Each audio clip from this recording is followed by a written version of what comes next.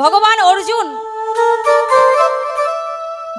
অর্জুন তিনি কি করলেন, ওই যুদ্ধ চলাকালীন আজ তিনি বিষাদ বদনে এইভাবে, বাবা গীতার প্রথম পাতা খুলে দেখবেন, অর্জুন বিষাজক আছে না, এইভাবে গালে হাত দিয়ে বসে আছে অর্জুন।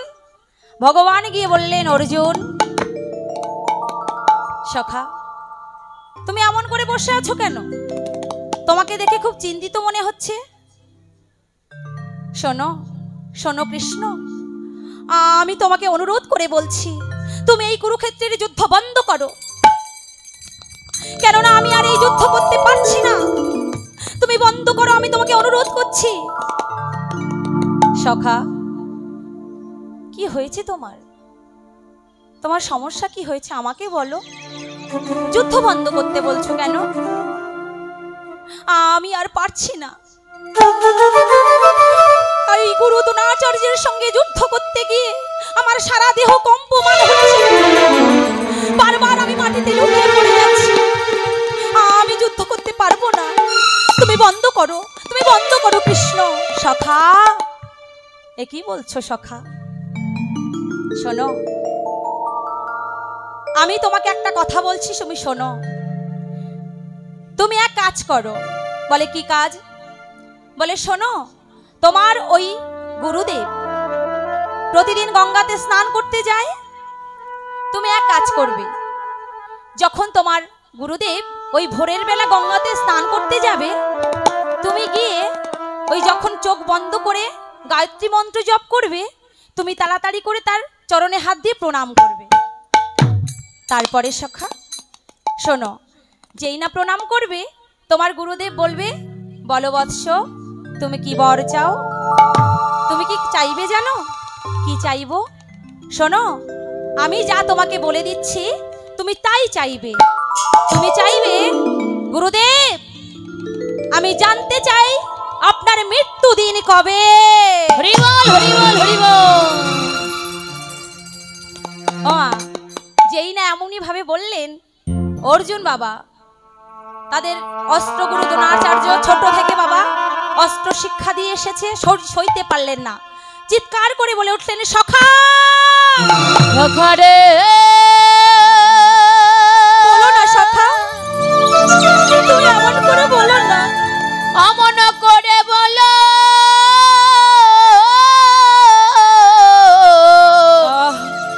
বলো না আমার গুরুদেব, আমি আর সইতে পারি না, ওগো সখা গো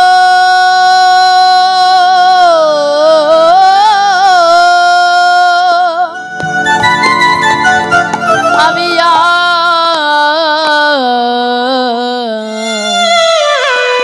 সইতে পারি না। সখা তুমি কি বললে সখা, উনি যে আমার গুরুদেব, আমি জানতে চাইবো আমার গুরুদেবের মৃত্যুর কথা, আমি বলতে পারবো না, আমায় ক্ষমা করো সখা। শোনো অর্জুন, আমি যেটা বললাম তোমাকে বলতেই হবে, তুমি আমার কথা শোনার জন্য বাধ্য, আমি যা বলছি তুমি তাই করো। আজ নিরুপায় হয়ে আজ অর্জুন কি করলেন গো বাবা, আস্তে আস্তে সেই ভোরের বেলা গুরুদেব দ্রোণাচার্য বাবা গঙ্গাতে স্নান করতে গেছে, যেই না স্নান করে উঠেছে, আজ উঠে গায়ত্রী মন্ত্র জপ করছে বাবা। সদ্যপাতং সংহন্তি সদা দুঃখ বিনাশিনী সুখদা মুখদা গঙ্গা গঙ্গাইব পরমা গতি পরমা গতি। আজ গঙ্গাতে প্রণাম করে স্নান করে উঠে গায়ত্রী মন্ত্র জপ করছে। অর্জুন বাবা গুরুদেবকে লক্ষ্য করে পিছু পিছু এসে যেই না চোখ দুটি বন্ধ করে গায়ত্রী মন্ত্র জপ করছে, আজ অর্জুন চরণে হাত দিয়ে প্রণাম করছেন। আর গুরু দ্রোণাচার্য মনে করলেন প্রতিদিন তো হয় দুর্যোধন না হয় দুঃশাসন প্রণাম করতে আসে, আজও বোধহয় এসেছে। তাই আমি আর চোখটা খুলবো না, চোখ দুটো বন্ধ করেই বরটা দিয়ে দিই। বলো বৎস, তুমি কি বর চাও? অর্জুন সঙ্গে সঙ্গে বলে উঠলেন, গুরুদেব আমি জানতে চাই আপনার মৃত্যু কিভাবে হবে। সঙ্গে সঙ্গে গুরু দ্রোণাচার্য চোখ দুটো বড় বড় করে তাকালেন। কে আমার মৃত্যু খবর জানতে চায়? ও তুমি? আজ গুরু দ্রোণাচার্য বাবা মুচকি মুচকি হাসছেন। তাই বলে অর্জুনকে দেখে নয় গো বাবা, ওই অর্জুনের পেছনে ছিল একটা বটবৃক্ষ। সেই বটবৃক্ষের পেছনে আমার করুণাময়ী গোবিন্দ, তিনি যে সর্বঘটে বিরাজমান, আপনি হইয়া ছোট ভক্তের বাড়াইমান, ভক্তের বাড়াইমান। হরি বল হরি বল। আজ সেই করুণার কল্পতরু চুপটি করে আড়ালে দাঁড়িয়ে আছে, তার দেহ দেখা যাচ্ছে না, উড়ানিটা হাওয়ায় দুলছে। আজ গুরু দ্রোণাচার্যের লক্ষ্য পড়ে গেছে, আহা যে পক্ষে কৃষ্ণ রয় সে পক্ষের কি অপমৃত্যু হয়। তাই যেই না অর্জুন বললেন তুমি জানতে চাও তো আমার মৃত্যু কিভাবে হবে? শোনো, যেদিন যেদিন আমার পুত্র অশ্বত্থামার মৃত্যু খবর আমার কর্ণে আসবে, সেই দিন আমার মৃত্যুবরণ হবে। তাই গৌর হরি বল হরি বল।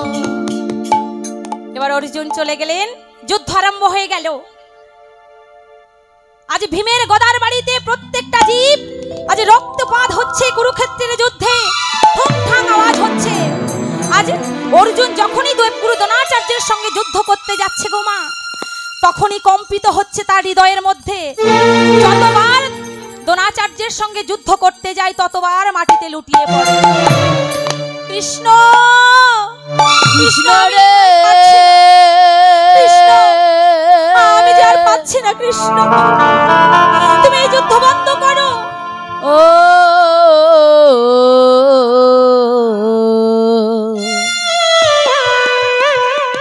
কৃষ্ণ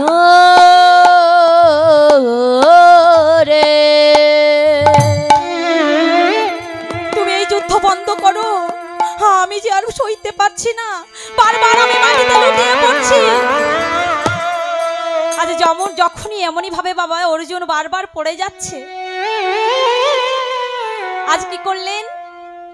হঠাৎ কৃষ্ণ বলে উঠলেন, অর্জুন তুমি বলো অশ্বত্থামা মারা গেছে।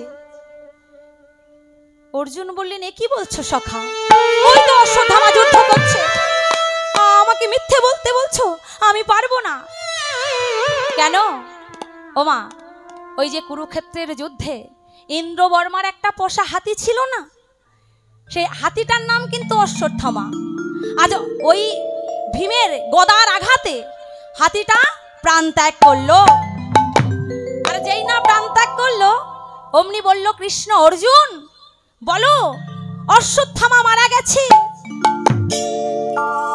বলে আমি বলতে পারবো না, ওই যে অশ্বত্থামা যুদ্ধ করছে আর তুমি বলছো মারা গেছে। আরে বলোই না।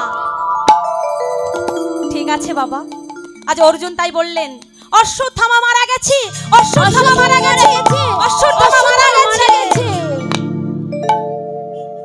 আজ দ্রোণাচার্য মৃদু মৃদু হেসে বললেন, ওগো যেই বলো না কেন, আজ তোমাদের কারুর কথা আমি শুনবো না। ভগবান বললেন, কার কথা শুনবে তাহলে? শোনো, যদি একমাত্র ধর্মের পরে যিনি স্থির, যার নাম হলো যুধিষ্ঠির, সেই ধর্মপুত্র যুধিষ্ঠির যদি আমাকে বলতে পারে অশ্বত্থামা মারা গেছে, আমি তার কথাই বিশ্বাস করব। হরিবল হরিবল। আজ দয়াময় কৃষ্ণ বাবা, ভক্তের মনোবাঞ্ছা পূর্ণকারী ভগবান ছুটতে ছুটতে যাচ্ছে কার কাছে? রাজা যুধিষ্ঠির কাছে। যুধিষ্ঠির দাদা, যুধিষ্ঠির দাদা, যুধিষ্ঠির দাদা, যুধিষ্ঠির দাদা, কি হয়েছে? কি হয়েছে কৃষ্ণ? এমন করে হাঁপাচ্ছ কেন? যুধিষ্ঠির দাদা তুমি বলো না, তুমি বলো না গো যুধিষ্ঠির দাদা, অশ্বত্থামা মারা গেছে, বলো না। এ কি বলছিস কৃষ্ণ? ওই তো অশ্বত্থামা যুদ্ধ করছে, আর আমি মিথ্যে বলবো অশ্বত্থামা মারা গেছে? কেন বলবো? বলো না যুধিষ্ঠির দাদা, তুমি একবার বলো অশ্বত্থামা মারা গেছে, বলো না। কৃষ্ণ, আজ তুই চাইলেও আমি মিথ্যে বলতে পারবো না। ও বা, আচ্ছা বাবারা বলুন তো, ধর্মের রাজা কে ছিলেন? রাজা যুধিষ্ঠির। আর অধর্মের রাজা ছিলেন কে গো? দুর্যোধন। আজ তাই মিথ্যে বলতে পারলেন না, তাই কি করলেন? বলে উঠলেন আমি পারবো না। আরে কৃষ্ণ বললেন তুমি মিথ্যে বলবে কেন? তুমি বলবে ওই যে ইন্দ্রবর্মার পোষা হাতিটা, ও তো মারা গেছে, ওর নাম তো অশ্বত্থামা। তুমি কি বলবে জানো? অশ্বত্থামা হতবাণী, ইহা আমি সত্য জানি, ইতি গজ পড়ে গেল রণে। তাই তো, হাতিটার নাম তো অশ্বত্থামা, আর হাতিটা তো মারাও গেছে, তাহলে এই কথাটা আমি বলতেই পারি। যুদ্ধ হচ্ছে গো মা। যুধিষ্ঠির চিৎকার করে বললেন অশ্বত্থামা হতবাণী, হতবাণী, ইহা আমি সত্য জানি, সত্য জানে। ও মা, যেই না দুটো লাইন বলল, আপন ইচ্ছাই জীবী কোটি বাঞ্ছা করে, আরে কৃষ্ণ ইচ্ছা না হইলে বাঞ্ছা নাহি পড়ে, বাঞ্ছা নাহি পড়ে। তাই তো বাবা, আপন ইচ্ছায় জীব কোটি বাঞ্ছা করে। আমাদের মতো জীবরা আমরা অনেক ইচ্ছা করতে পারি, আমার ছেলে মাস্টার হবে, আমার ছেলে ডাক্তার হবে, আমি চারতলা বাড়ি করব। যদি কৃষ্ণ ইচ্ছা করে তাহলে তুমি পারবে, আপনা আপনি ইচ্ছা করলে তো হবে না। আজ ভগবান তিনি যেই না যুধিষ্ঠির দুটো লাইন বলল, আজ পঞ্চজানি শঙ্খ বাজিয়ে দিলেন। হরি বল। যেই না বাজালেন, সেই দুটো খবর কথা শুনে আজ দ্রোণাচার্যের হাত থেকে তার তীর ধনুকটা পড়ে গেল। অমনি মাটিতে লুটিয়ে পড়লেন দ্রোণাচার্য। আজ যুধিষ্ঠির লক্ষ্য করে বলছে গুরুদেব এমন করছে কেন? তাহলে বোধহয় গুরুদেব ভাবছে তার পুত্র মারা গেছে। আমি পরের দুটো লাইন বলি। পরের দুটো লাইন যেই না বলতে যাবে, আবার বাজিয়ে দিলেন শঙ্খ, আর শোনা হলো না। তাই তো বাবা, কুম্ভকর্ণ ইচ্ছা করেছিল আমি ইন্দ্রাসন লাভ করব, 10,000 বছর ধরে সাধনা করেছিল, পেয়েছিল? ভগবান কৃষ্ণ মা সরস্বতীকে তার জিহ্বার উপরে বসিয়ে কি বললেন? যেই না বললেন ইন্দ্রাসন চাই, ইন্দ্রাসনের বদলে কি হলো মা? নিদ্রাসন চাই। তাই আপন ইচ্ছায় জীব কোটি বাঞ্ছা করে, কৃষ্ণ ইচ্ছা না হইলে বাঞ্ছা নাহি পড়ে। তাই ভগবান জগৎকে শিক্ষা দিলেন, হতে পারো তুমি মাস্টার, হতে পারো তুমি ব্যারিস্টার, হতে পারো তুমি মন্ত্রী, হতে পারো তুমি প্রধান, আজ হতে পারো তুমি দেবগুরু দ্রোণাচার্য। আজ অসৎ সঙ্গ করলে বলে এমনই ভাবে তোমার মরতে হলো। ও হে কলির জীব, তোমরা যদি কেউ অসৎ সঙ্গ করো, এমনি ভাবে দ্রোণাচার্যের মতো অপঘাতে তোমাদের মৃত্যু হবে। হরি বল, হরি বল, হরি বল। তাই সবাই কি করবো আমরা? সৎ সঙ্গ সাধু সঙ্গ সঙ্গ করো ভাই, আর সাধু সঙ্গ, সাধু সঙ্গ, সঙ্গ করো ভাই। সৎ সঙ্গ সাধু সঙ্গ সঙ্গ করো ভাই, সাধু সঙ্গ, সাধু সঙ্গ, সঙ্গ করো ভাই। আজ সাধু সঙ্গ গুণে দেখো সকল পাপের ক্ষয়, আরে সাধু সঙ্গ গুণে দেখো সকল পাপের ক্ষয়। সাধু সঙ্গ গুণে দেখো সকল পাপের ক্ষয়। আরে সাধু সঙ্গ গুণে দেখো সকল পাপের ক্ষয়। সবাই কি করব? সৎ সঙ্গ করো ভাই, সাধু সঙ্গ করো ভাই, সৎ সঙ্গ করো ভাই, সাধু সঙ্গ করো ভাই। হলে কৃপা হতে পারে, সাধু সঙ্গ করো ভাই, হলে কৃপা হতে পারে। সাধু সঙ্গ করো ভাই।